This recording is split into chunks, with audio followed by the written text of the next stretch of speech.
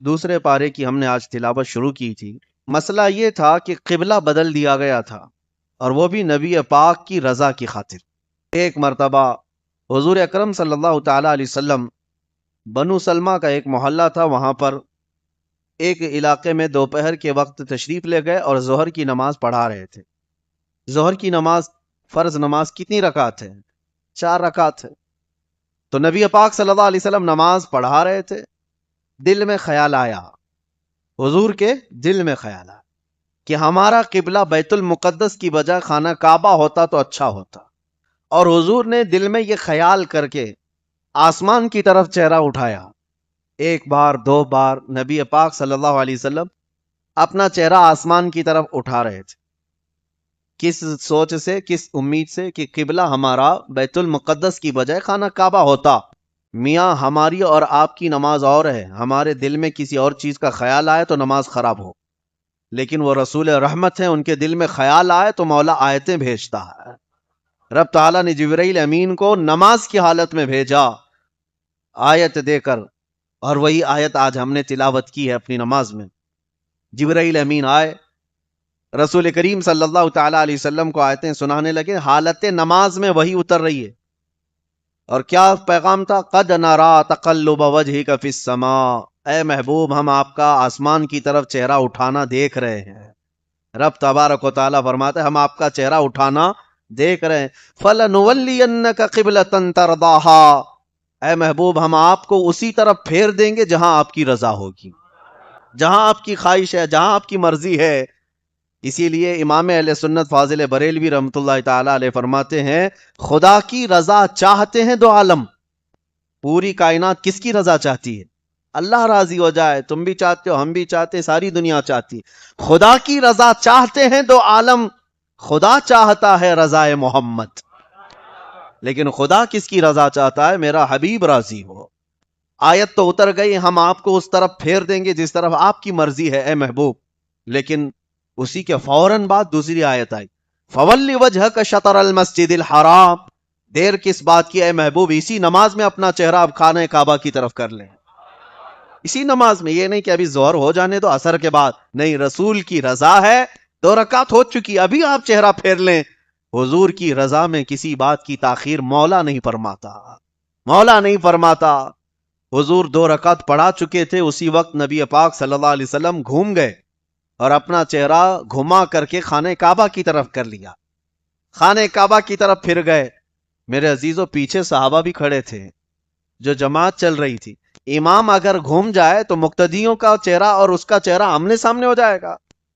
اگر آج امام گھوم جائے تو آپ پکڑ کے پھر اس کو سیدھا کر دیں، میاں ادھر کیوں گھوم رہے ہو، اور اگر گھوم گئے تو ہماری نماز خراب ہوگی۔ لیکن وہ رسول اللہ کے اطاعت شعار صحابہ تھے، سمجھتے تھے شریعت اسی کا نام ہے جس طرف چہرہ رسول ہو جائے۔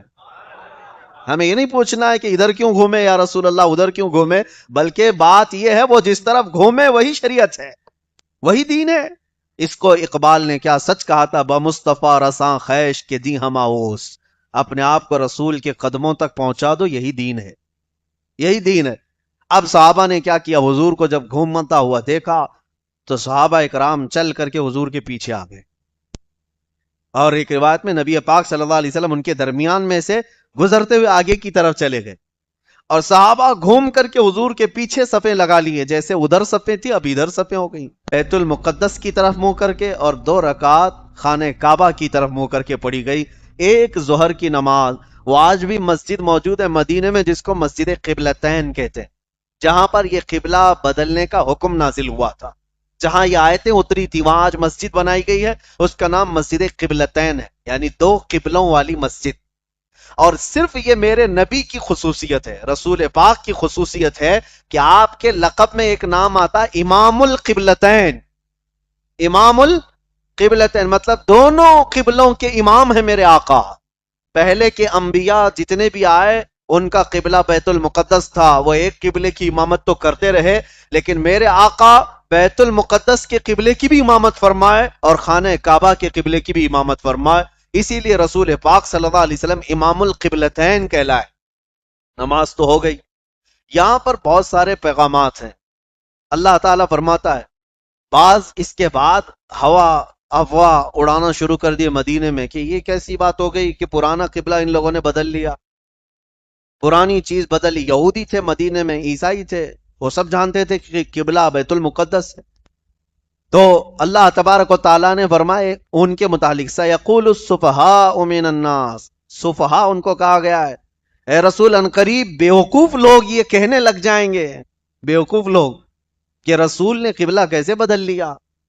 کیا شریعت ان کے گھر کی ہے؟ رسول تو اللہ تبارک و تعالیٰ کے آخری پیغمبر ہیں، ان کے لیے احکام اترے، اور اللہ نے فرمایا وما انت بتابع قبلتهم، اے محبوب آپ ان کے قبلے کی پیروی کرنے والوں میں سے نہیں ہیں، آپ تھوڑی نا مقتدی ہیں ان کے، آپ امام ہیں، جس طرف آپ گھومیں گے سب کا قبلہ وہی ہے۔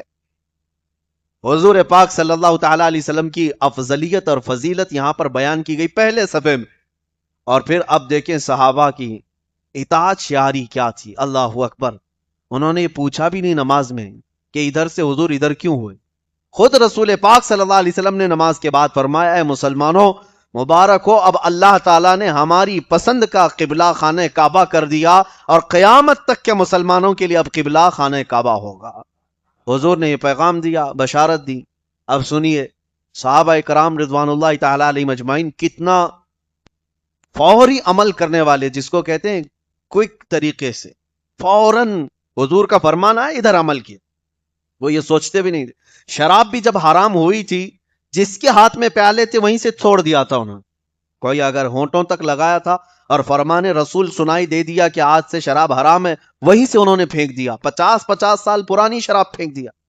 مدینے کی پوری نالیاں جو ہے گٹر شراب سے بھر گئی تھی، سب نے توڑ دیے تھے۔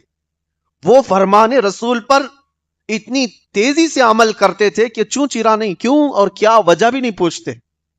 اب میں آپ کو جو بات بتا رہا ہوں اور تعجب کی ہے، یہ وہ صحابہ تھے جنہوں نے حضور کو گھومتے ہوئے تو دیکھا تھا، حضور کے پیچھے نماز پڑھے۔ اب ان کی ظہر تو ہو گئی، واپس جا رہے تھے مدینہ طیبہ کی طرف، بیچ راستے میں کچھ صحابہ اور بھی کہیں جماعت سے نماز پڑھ رہے تھے، تو حضور کے پیچھے پڑے ہوئے جو صحابہ تھے وہ گزر رہے تھے، انہوں نے دیکھا کہ ایک جماعت یہاں نماز پڑھ رہی ہے اور ان کا قبلہ بیت المقدس کی طرف ہے، ان کو تو پتہ نہیں ہے، لیکن ان کو پتا ہے کہ رسول اللہ کے پیچھے یہ نماز پڑھ کر کیا ہے۔ تو گزرتے گزرتے نماز کی حالت میں وہ جو صحابہ تھے، پیچھے سے ایک صحابی نے پکار کر کہا اے مسلمانوں، اللہ کے رسول کی مرضی کے لیے اللہ نے قبلہ بدل دیا، اب بیت المقدس نہیں خانہ کعبہ قبلہ ہے۔ پیچھے سے آواز دے رہے ایک صحابی، اور سارے صحابہ گھوم کر خانہ کعبہ کی طرف ہو گئے۔ کیوں؟ ان کے کانوں میں بات یہ پڑی کہ رسول اللہ نے فرمایا۔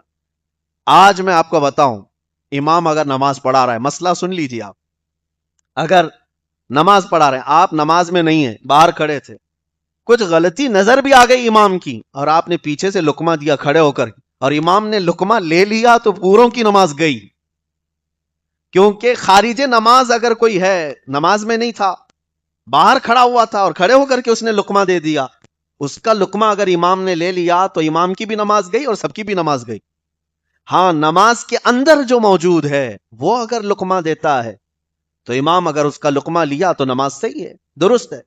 خارج نماز اگر کوئی کہہ رہا ہے، یعنی جیسے میں کھڑا تھا اور سجدے کے بعد دوسری رکعت کے لیے کھڑا ہونا تھا لیکن ہم بیٹھ گئے، یاد نہیں تھا، بیٹھ رہے تھے، لیکن باہر کھڑا ہوا کوئی آدمی برابر واچ کر رہا ہوگا، دیکھ رہا ہوگا، اس نے چلا کر کہا اللہ اکبر، وہ نماز میں نہیں تھا، امام کو یاد آیا اور کھڑا ہو گیا دوسرے کی تکبیر سن کر، تو یہ باہر والے کی تکبیر کا لقمہ لے کر اگر امام کھڑا ہوا تو اس کی نماز باطل، ختم ہو گئی، اور جو پیچھے تھے بیچارے ان کی بھی نماز گئی، امام کی گئی تو سب مقتدیوں کی گئی۔ یہ مسئلہ میں اس لیے بتا رہا ہوں کہ یہ ہمارا اور آپ کا معاملہ ہے، لیکن مدینے میں وہ صحابہ جو خانہ کعبہ کی بجائے بیت المقدس کی طرف منہ کر کے پڑھ رہے تھے، لیکن پیچھے سے کھڑے ہو کر کے ایک صحابی نے جو نماز میں نہیں تھے، انہوں نے پکار کر کہا اے مسلمانوں، قبلہ بدل گیا ہے، بیت المقدس نہیں خانہ کعبہ ہے۔ نماز کی حالت میں غیر نمازی جو خارج نماز، اس کا لقمہ یہ صحابہ نے لیا اور نماز کی حالت میں پھر گئے، لیکن کسی کی نماز خراب نہیں ہوئی، کسی کی نماز نہیں ٹوٹی۔ کیوں؟ اس لیے کہ وہ صحابہ فرمان رسول پر عمل کر رہے تھے۔ جب رسول پاک کی اطاعت میں ہے تو وہ عبادت میں ہے، یہاں تک کہ ایک آیت ہے 9ویں پارے میں، آپ جب تلاوت ہوگی تو بتاتا ہوں، حضور پاک صلی اللہ تعالی علیہ وسلم ایک صحابی کا نام لے کر پکار رہے تھے، فلاں بن فلاں کہاں ہے؟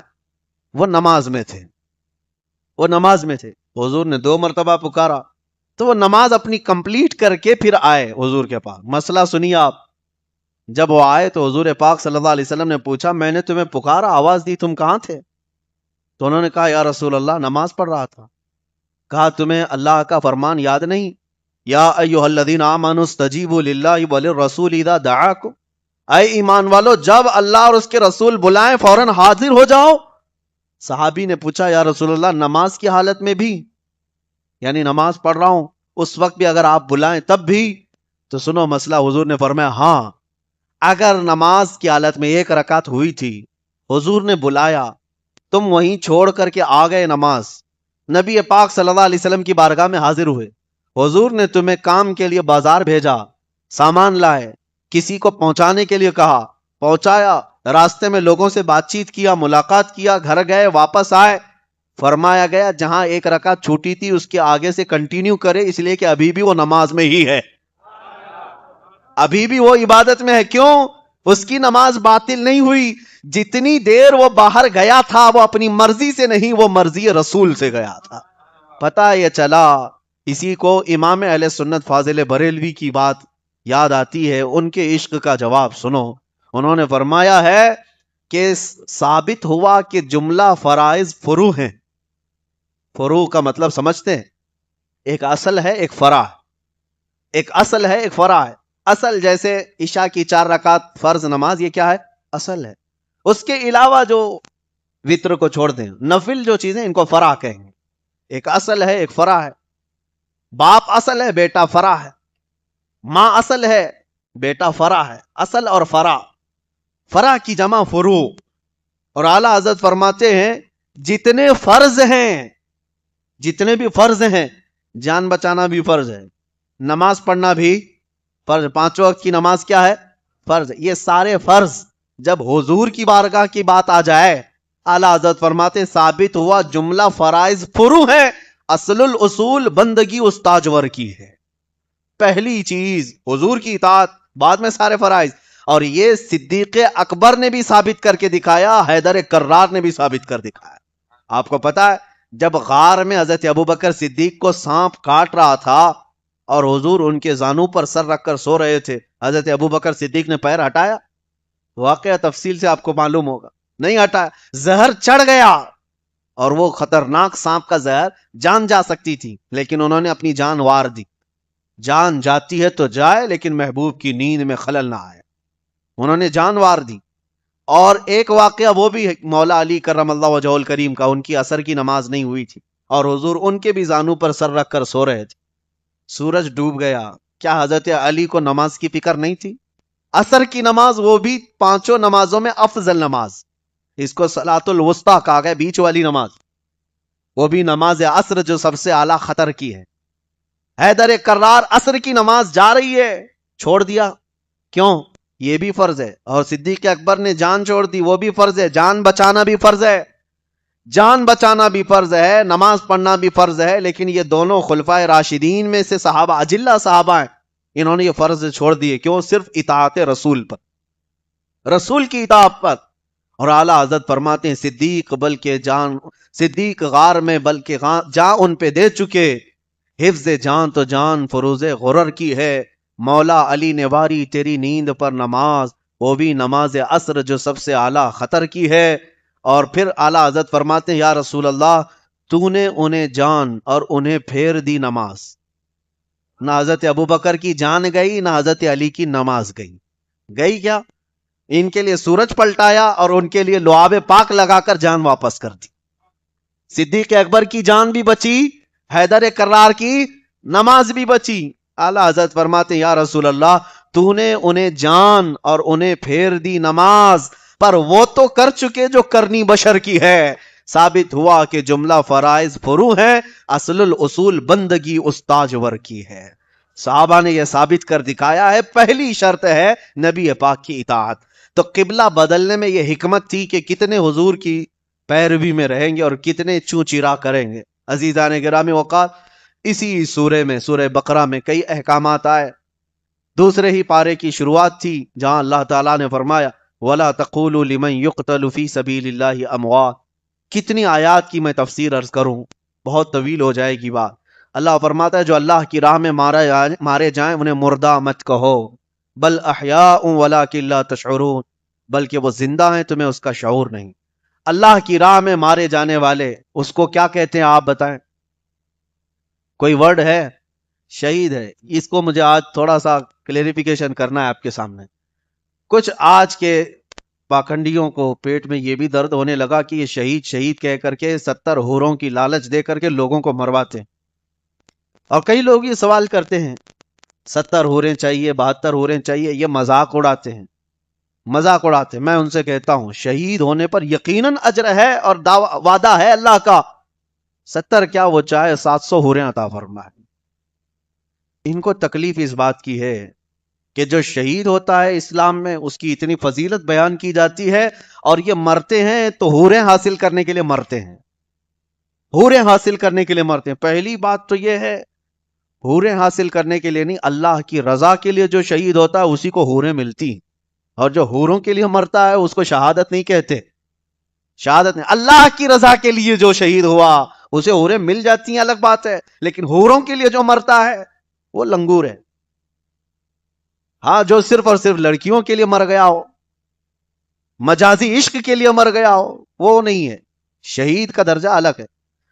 اب ایک میں آپ کو بات بتا دوں، ان کو یقین بھی نہیں ہوتا اور کئی طرح کے اعتراضات بھی کرتے ہیں کہ یہ حوروں کا بیان کہاں سے آ گیا آپ کے اندر. حالانکہ کل بھی میں نے بتایا تھا نہ چھیڑو داستاں ورنہ ادھر ادھر کی بات نکل جائے گی. نہ تم صدمے ہمیں دیتے نہ ہم فریاد یوں کرتے، نہ کھلتے راز سربستہ نہ یوں رسوائیاں ہوتی. اپسراؤں کا ذکر کہاں آیا ہے میں آپ کو بتاؤں. بہت ساری اپسرائیں مہابھارت میں ہیں، گیتا میں ہیں، رامائن میں ہیں. اپسرائیں ملیں گی. اپسرا ہم نے پوچھا یہ کیا ہے، حور کے بدل میں وہاں اپسرا ہے. بہرحال کسی کو تکلیف ہے حوروں کے سلسلے میں اور شہید کے معاملے میں، آپ کو تکلیف ہے مت لو حور، جن کو مل رہی ہے ان کو لینے دو. بات سمپل سی ہے. ایک صاحب ہم سے پوچھ رہے تھے ہمارے شہر میں کرناٹک میں کہ 72 لے کر کے کیا کریں گے، آپ کو اتنی ساری حوریں دینے کی لالچ کیوں دی گئی ہیں. میں نے کہا یہ بھی کم ہے، جنتی مرد کی طاقت 100 مردوں سے زیادہ ہوتی ہے. جنتی مرد کی طاقت کو اپنی طاقت پر قیاس مت کرو. اللہ کریم جسے جنت عطا کرتا ہے اس کی طاقت دنیا کے انسانوں سے بڑھ کر ہوتی ہے. اور اگر اللہ کریم اپنے رحمت سے اسے حوریں عطا فرماتا ہے تو یہ اس کا فضل ہے، اس کا انعام ہے، اور یہ شہیدوں کے لیے وعدہ ہے، شہیدوں کے لیے وعدہ ہے. میرے عزیزو اس طرح کی بہت ساری باتیں آج پھیلائی جا رہی ہیں اور اس کا مذاق اڑایا جا رہا ہے. شہادت کا مذاق اڑایا جاتا ہے، جنت میں جانے کے بعد حوریں ملنے کا مذاق اڑایا جاتا ہے، جبکہ یہ ہمارے دین کے حصوں میں سے ہے. یہی بات اگر کوئی دوسرے دھرم کے متعلق کہے تو وہ آتنکوادی ہے، وہ بھڑکاؤ ہے، ہاں وہ پرووک کرتا ہے. باقی ہمارے دین پر جتنے اعتراضات کرتے رہے وہ بھی ٹی وی میں بیٹھ کر کے ڈیبیٹ کرتے ہوئے علل اعلان بنیاد اسلام، شاعر اسلام پر حملے ہوتے رہتے ہیں. بہرحال کسی کے آتنکوادی کہنے یا ٹیررسٹ کہنے یا کسی کے سچا کہنے کی ہمیں سرٹیفکیٹ کی ضرورت نہیں. ہمارا ضمیر پاک ہے، ہم اللہ کے لیے جیتے ہیں اور اللہ کے لیے مریں گے انشاءاللہ. قرآن پاک کی ایک آیت اور میں آپ کو بتاؤں، ان الصفا والمروۃ من شعائر اللہ. اللہ فرماتا ہے بے شک صفا اور مروہ اللہ کی نشانیوں میں سے. 2 پہاڑیاں ہیں یہ مکہ میں، اور اللہ فرما رہا ہے یہ اللہ کی نشانیاں ہیں. وجہ کیا ہے؟ پہاڑی نشانی کیوں بن گئی؟ اچھا نشانی ہے تو کیا ہوا؟ نشانی کیا ہے؟ قرآن میں دوسری جگہ اللہ فرماتا ہے وَمَن يُعَظِّمْ شَعَائِرَ اللَّهِ فَإِنَّهَا مِن تَقْوَى الْقُلُوبِ. جو اللہ کی نشانیوں کی تعظیم کرتا ہے اللہ اسے دل کا تقوی عطا کرتا ہے، اور بڑا اجر ہے اس کے لیے جو نشانیوں کی تعظیم کرتا ہے. نشانیاں توجہ چاہتا ہوں میں، پہاڑی ہے، پتھر کی ہیں، نشانی بن گئی. کیوں؟ اس لیے کہ اللہ کے نبی کی ماں سیدہ ہاجرہ یہ دو پہاڑیوں کے بیچ میں دوڑ لگائی تھی. کس کے لیے؟ اپنے بیٹے اسماعیل علیہ السلام کی پیاس بجھانے کے لیے. واقعہ معلوم ہے؟ ان کے بیٹے اسماعیل علیہ السلام 6 ماہ کے تھے، چھوٹے تھے، خانہ کعبہ کے قریب صحن میں ان کو لٹایا، اور پیاس کی شدت تھی تو پانی تلاش کرنے کے لیے ماں ہاجرہ کبھی صفا پہاڑی پر جاتی اور کبھی وہاں سے دوڑتی ہوئی مروہ پہ جاتی. تقریباً دونوں کے بیچ میں ½ کلومیٹر کا فاصلہ ہوگا. اور پھر وہاں اوپر چڑھ کر کے دیکھتی کہیں پانی دکھ رہا ہے، پھر وہاں نہیں دکھتا تو ادھر آتی، ادھر نہیں دکھتا تو ادھر جاتی. 7 چکر انہوں نے لگائے، صفا مروہ کے 7 چکر لگائے. جب وہ مروہ پر پہنچی 7ویں مرتبہ تھک گئی تھی، وہاں سے اپنے بیٹے کو دیکھنے لگی تو ان کی ایڑیوں کے نیچے سے پانی نکل رہا تھا، جس کو زمزم کہا گیا. آج پوری دنیا پیتی. وہ بھی حضرت ہاجرہ کی زبان سے نکلے ہوئے الفاظ تھے. وہ دوڑتی ہوئی آئی اور پانی کو بند باندھ کر کے روک دیا. مٹی گارے اور تھوڑا سے پتھر لگا کر، ان کی زبان عبرانی تھی، ہیبرو زبان. اس میں زم کا مطلب ہے ٹھہر جا ٹھہر جا. پانی اتنی تیزی سے بہ رہا تھا کہ پورا فلو اس کا پورے مکہ میں بہ جاتا. بلکہ میرے آقا فرماتے ہیں اگر ہاجرہ سیدہ ہاجرہ نہ کہتی زم تو یہ پانی پوری دنیا میں پھیل جاتا. اور آج بھی پھیلا ہوا ہے، کروڑوں لیٹر پانی وہاں سے نکلتا ہے، اور ہر حاجی پیتا بھی ہے، لے کر کے جاتا بھی ہے. لیکن اس کنویں میں آج تک کمی کبھی نہیں ہوئی. کنواں ہی ہے، سمندر نہیں، کنواں ہے. اور اس میں لیبوریٹری میں آج چیک کروا کر کے نتیجے بھی حاصل کیے گئے ہیں کہ فلی غذا جو مرد کے لیے، ایک انسان کے لیے چاہیے، وہ سارے وٹامن صرف پانی زمزم میں موجود ہے. غذائیت بھی ہے. غذا کس کو کہتے ہیں؟ جس سے پیٹ بھر جائے، مزید کسی چیز کی ضرورت نہ پیش آئے. وہ ساری غذائیت سے بھرپور وٹامنز اس کے اندر موجود ہیں زمزم کے اندر. بہرحال بات الگ نہ جائے، سیدہ ہاجرہ کے دوڑ لگانے سے یہ دونوں پہاڑیاں کیا بن گئیں؟ نشانیاں، اللہ کی نشانیاں. اور حکم کیا؟ اللہ کی نشانیوں کی تعظیم کرنا چاہیے. اب سوچو میرے عزیزو، اللہ کے نبی نہیں دوڑ لگائے، اللہ کے نبی کی ماں. عورت تو نبی نہیں ہے، عورت نبی نہیں ولی ہو سکتی ہے. وہ ایک نبی کی بیوی تھی اور ایک نبی کی ماں تھی. اتنی بات تو ہے. سیدہ ہاجرہ حضرت ابراہیم علیہ السلام کی بیوی ہے، حضرت اسماعیل علیہ السلام کی ماں ہے. لیکن وہ نبی ہیں کیا؟ نبی نہیں. تو ایک ولیہ زوجہ نبی، ام نبی دوڑ لگائے تو وہ پہاڑیاں نشانی بن سکتی ہیں. تو جس جگہ میرے آقا نے خود قدم رکھا وہ کتنی بڑی نشانی ہے. جو رسول پاک صلی اللہ تعالی علیہ وسلم کے جسم سے ریلیٹڈ کوئی چیز مل جائے، حضور کا منہ مبارک کیا یہ اللہ کی نشانیوں میں سے نہیں ہو سکتا؟ ہم تعظیم کرتے ہیں تو کچھ لوگوں کے پیٹ میں درد ہوتا ہے، یہ بریلویوں کا بنایا ہوا ہے. میرے عزیزو، قرآن کہتا ہے اللہ کی نشانیاں، پہاڑی پتھر نشانیاں بن سکتی ہیں، وہ بھی ایک ولیہ کے دوڑنے کی وجہ سے. اور یہ بات بھی میں آپ کو بتا دوں، اللہ نے نشانی بنا کر رکھ دیا، قیامت تک آنے والے حاجی اب دوڑتے رہیں گے. میاں آپ کیوں دوڑ رہے ہیں؟ ابھی آپ عمرہ بھی کریں گے تب بھی دوڑیں گے، حج کریں گے تب بھی دوڑیں گے. صحیح میں دوڑنا ہی. وہ نبی کی ماں سیدہ ہاجرہ وہ تو پانی کے لیے دوڑ رہی تھی، تم تو پانی پی پی کے دوڑتے ہو. زمزم قریب میں رکھا رہتا ہے، ہر دوڑ پہ گلاس اٹھاؤ اور پیو اور پھر دوڑو. اب دوڑنے کی حکمت تو سمجھ میں نہیں آتی. کیوں؟ اب تمہیں حکمت سمجھنے کی ضرورت بھی نہیں، اس لیے کہ اب تم پانی کے لیے نہیں دوڑ رہے ہو. یہی تمہیں میں بتانا چاہتا ہوں. اب جو بھی حاجی یا معتمر دوڑ رہا ہے وہ پانی کے لیے نہیں بلکہ اللہ کی ایک ولیہ کی سنت ادا کرنے کی ہے. ہمارے بزرگوں کے طریقوں کو زندہ رکھنا یہی ہمارا دین ہے، یہ ہمارا دین ہے. اور اگر کوئی بزرگوں کی نشانیاں چن چن کر کے مٹانا چاہتا ہے تو میرے عزیزو یہ خائب و خاسر ہونے والا بندہ ہے. جس طرح کہ آج سعودی حکومت نے وہاں سے نشانیاں مٹا ڈالی، نبی پاک صلی اللہ تعالی علیہ وسلم سے متعلق بہت ساری چیزیں انہوں نے ختم کر دی، اور یہودیوں سے ریلیٹڈ چیزیں اب وہ ہیریٹیج بن گئی، تاریخی بن گئی. اب آپ وہ اس کو ٹورسٹ پلیس بنا رہے ہیں سعودی کو. تو مدائن صالح اولا جو پرانے انبیاء اکرام کے شہر تھے اس کو بنا کر کے لوگوں کو اٹریکٹ کرنے کی کوشش کر رہے ہیں کہ آؤ، لیکن وہ بھی اس لیے کہ ویزے کے پیسے آئے ہیں. باقی میرے مصطفیٰ کریم صلی اللہ علیہ وسلم کی یادگار چیزیں مدینے میں بہت ساری تھیں، انہوں نے ختم کر دیا.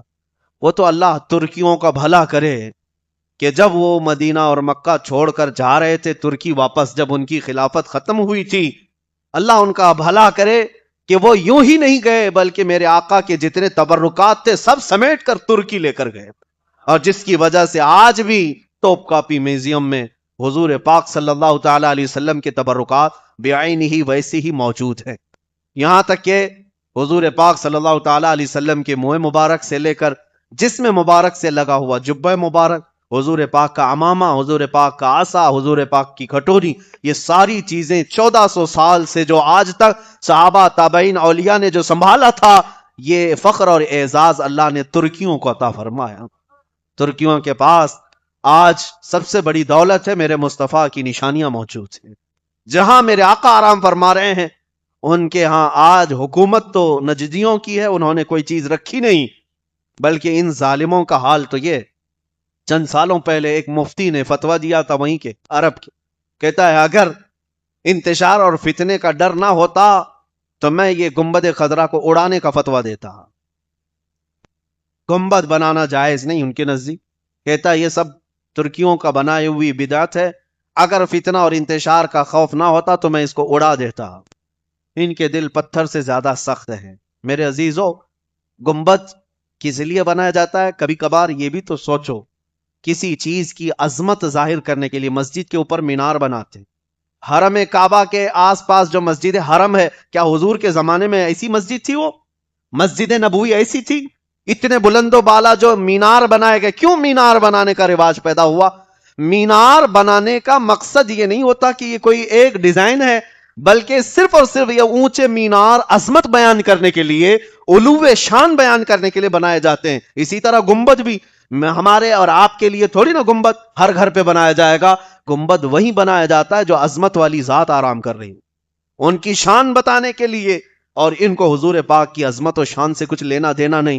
گنبد سے بھی نفرت، مینار سے بھی نفرت، بلکہ حقیقی بات یہ ہے کہ حضور سے جب عداوت ہو جائے تو وہ اسلام سے نکل چکا ہے، وہ اسلام سے خارج ہو چکا ہے۔ اللہ تبارک و تعالی ہمیں عاشقان رسول کی جماعت میں رکھے اور انہی کی اقتداء میں ہمیں موت عطا فرمائے۔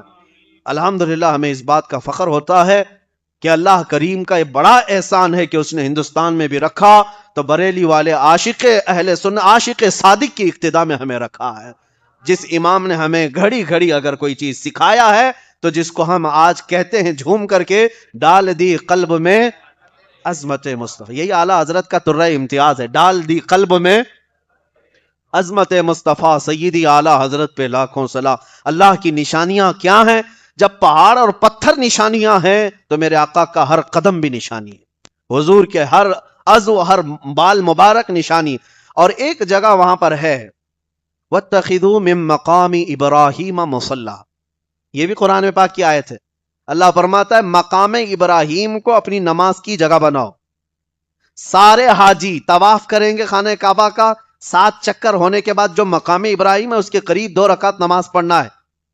حج والے بھی عمرہ والے بھی طواف کے بعد 2 رکعت ضرور پڑھتے ہیں جا کر، اور یہ اللہ کا حکم ہے۔ مجھے بتاؤ کیوں؟ خانہ کعبہ کے پاس نہیں، مقام ابراہیم۔ اور مقام ابراہیم ہے کیا؟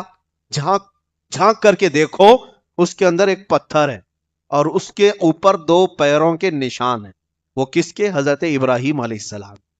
اس پتھر کی تاریخ میں بتایا گیا کہ اس پر کھڑے ہو کر کے آپ نے خانہ کعبہ بنایا تھا، ابراہیم علیہ السلام۔ وہ پتھر ویسی ہی آج ہزاروں سال سے محفوظ ہے۔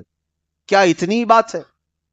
کیا اتنی بات کہ اس پر کھڑے ہو کر کے کعبہ بنایا تو وہ پتھر اتنا افضل کہ وہاں 2 رکعت پڑھنے کا حکم خود اللہ فرما رہا ہے۔ یہ ظالم ہمیں کہتے ہیں قبر پجوا، یہ قبروں کو پوجتے ہیں، شرک کرتے ہیں، نعوذ باللہ۔ میں ان سے پوچھتا ہوں مقام ابراہیم کے پاس ہے کیا وہاں پر جو سجدہ کرنے کا حکم دیا گیا؟ ہم تو قبروں کے سجدے کرنے کے قائل نہیں، ہرگز نہیں۔ میں ذمہ داری کے ساتھ کہتا ہوں کسی بھی قبر کے پاس، اولیاء اکرام کی ہوں، انبیاء اکرام کی ہوں، قبر کو سجدہ کرنا ہرگز جائز نہیں ہے۔ اللہ کے علاوہ کسی کے لیے سجدہ نہیں ہے، یہاں تک کہ خود رسول اللہ کے لیے سجدہ جائز نہیں۔ یہ ہماری شریعت ہے، ہم کھل کر کے بیان کرتے ہیں اس چیز۔ اگر کوئی جاہل جا کر کے کہیں کی سر ٹیک دیتا ہے تو ہم اس کو ذمہ داری نہیں کہتے۔ جہالت میں بہت سارے لوگ شراب پی رہے ہیں، اس کا مطلب یہ نہیں کہ اسلام میں شراب جائز ہو گئی، ان کے عمل دلیل نہیں ہے۔ اب میں آپ کو بتا رہا ہوں مقام ابراہیم کے پاس 2 رکعت نماز کیوں؟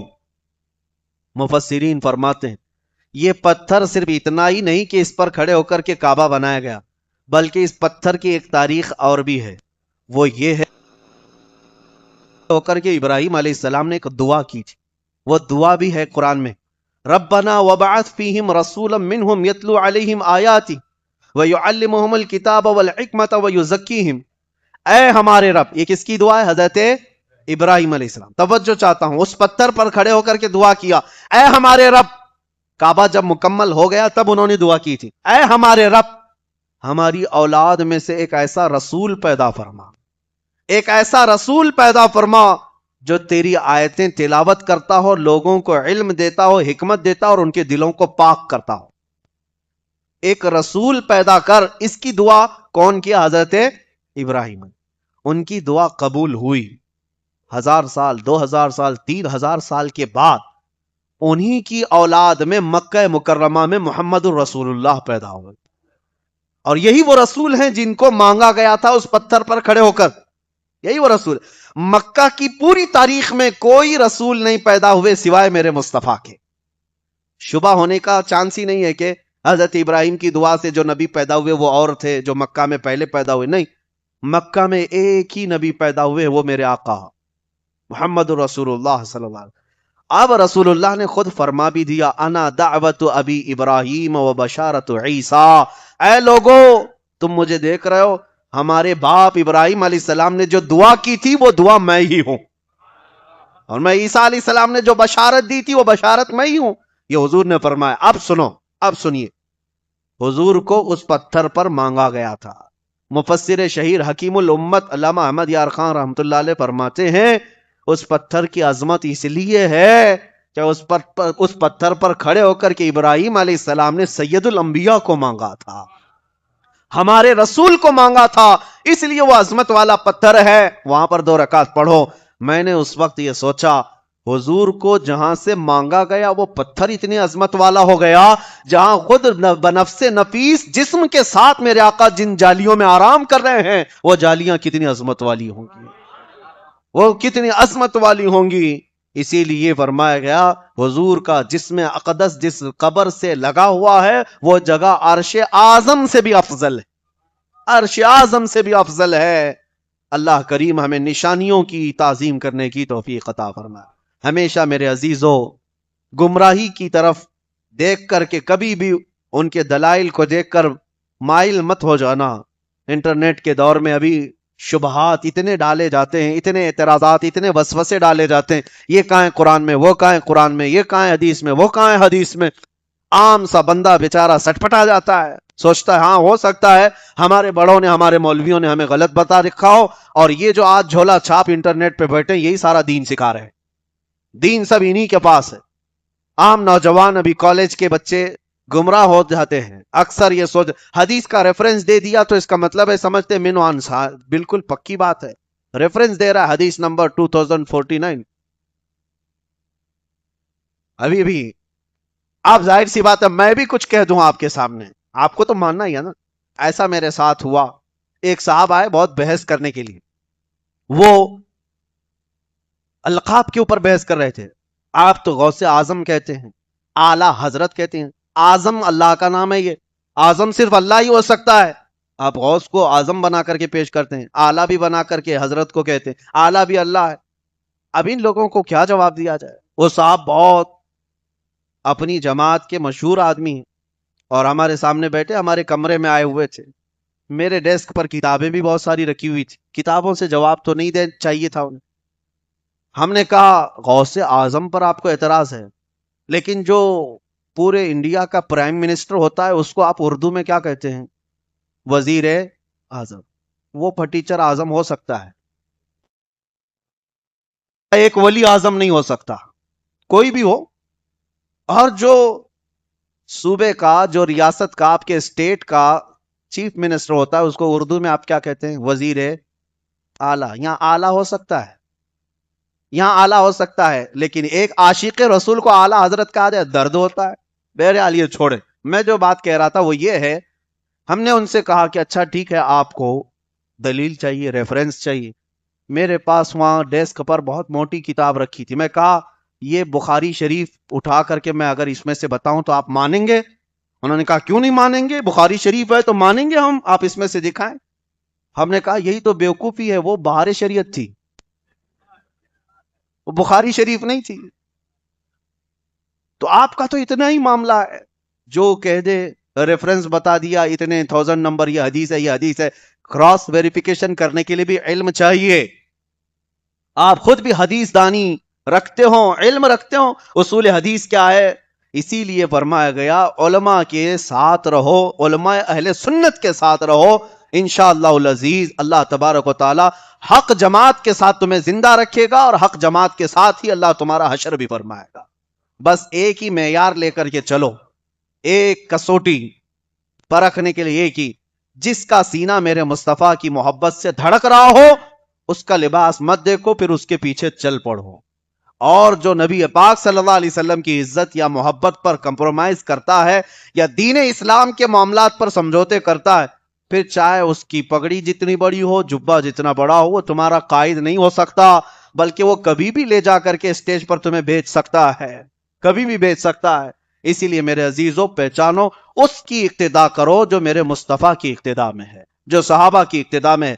اللہ کریم ہم سب کو قرآن پاک کے تمام آیات بینات اور ان کے مفاہیم اور تفاسیر کو سمجھنے اور عمل کرنے کی توفیق عطا فرمائے۔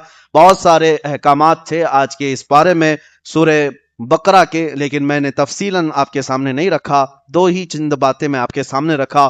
قبلہ کے بدلنے کے احکام، صفا مروہ کے نشانی ہونے کے احکام، اور پھر شہید کے متعلق معاملات۔ یہ صرف 2 صفحے کی بات ہے، باقی ہم نے اور 30 صفحے پڑھے تقریباً۔ آج آپ نے 28 صفحوں کی تلاوت جو حافظی قرآن ہوتے ہیں، اس میں سے صرف 2 صفحوں کے چند آیتوں کی تفسیر ہم نے رکھی، باقی 26 صفحوں کو اگر بیان کیا جائے کئی راتیں ناکافی ہیں۔ اللہ تبارک و تعالیٰ پھر بھی ہمیں قرآن پاک کے سچے علم اور اس کے عشق کی توفیق عطا فرمائے۔